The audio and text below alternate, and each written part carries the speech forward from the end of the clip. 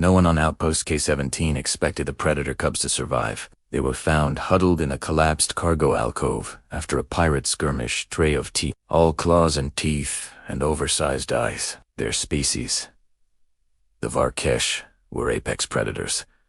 From a high-gravid death world, adults stood 3 meters tall and hunted in silence. Their cubs were infamous across the Concord for one thing.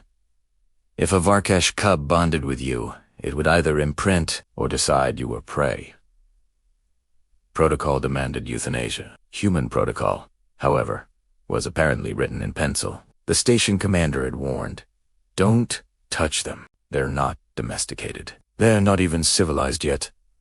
Elena Ruiz nodded politely, then crouched anyway. She was the station's morale officer, which mostly meant she brewed drinks, fixed routines, and refused to believe the universe was as cruel as everyone else said it was. The cubs hissed when she approached. Tiny chests puffed out, needle teeth bared. One swiped at her with a claw the size of a steak knife. Elena didn't flinch. Instead, she sighed and said, "Okay. That's fair. Rough day for all of us." The translator implant struggled with her tone. The cubs didn't understand the words, but they understood intent.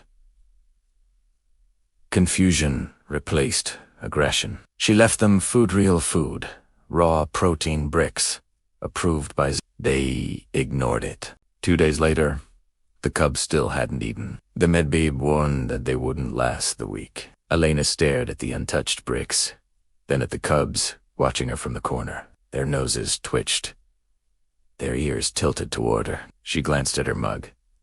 Hot chocolate, synthetic cocoa, pudred, milk, a pinch of sugar. Nothing special, just something warm to keep the cold of deep space from creeping into her bones. She made it slowly, deliberately, narrating the process like she always did when she was nervous. "Okay," she said softly. "First, you heat the water." Nod. Boiling does hot. Then you add the powder. The cubs crept closer, their eyes locked onto the steam curling from the mug. Heat signatures danced across their infrared vision. Elena noticed them watching and smiled. "Sorry, guys. This one's not for you." She took a sip. The smallest cub chirped. It was a sharp, questioning sound, half challenge, half curiosity. Elena raised an eyebrow. "No. This is human food." The translator caught that. The cubs exchanged looks. The next morning, the protein bricks were gone. In their place was a pile of raw station vermin space rodents, insectoid scavengers, even a maintenance drone stripped of its insulation. The pile was arranged neatly, carefully. At the top sat a dented metal cup. Elena found it while carrying her breakfast.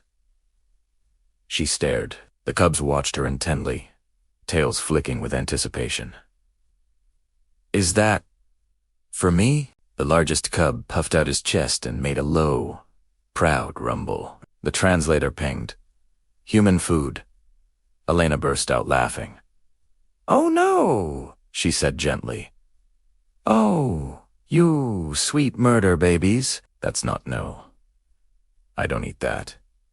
The cubs froze. Confusion rippled through them. The smallest cub nudged the pile, then the cup, then pointed at Elena's hands. She was holding a slice of toast. "This," she explained, lifting it, "is human food."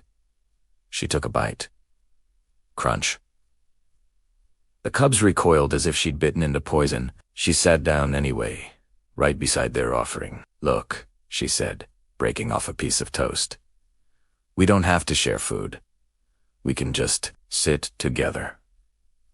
The cubs hesitated. Then, slowly, they laid down around her. From that day on, the cubs watched everything Elena did in the galley with religious intensity. They watched her boil water, stir powders, taste and ingest, heat without blood, smells without fear, nourishment without violence. Hot chocolate became their favorite thing to watch. The way she cradled the mug, eyes closed, sighing with contentment, was incomprehensible. The cubs began to imitate her, not with ingredients they understood, but with concepts.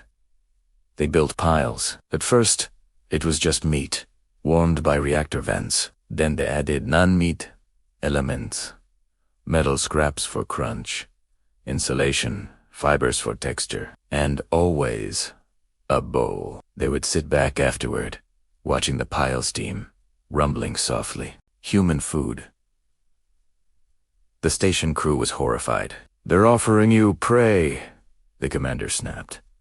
"That's a dominance display." Elena shook her head. "No, it's hospitality."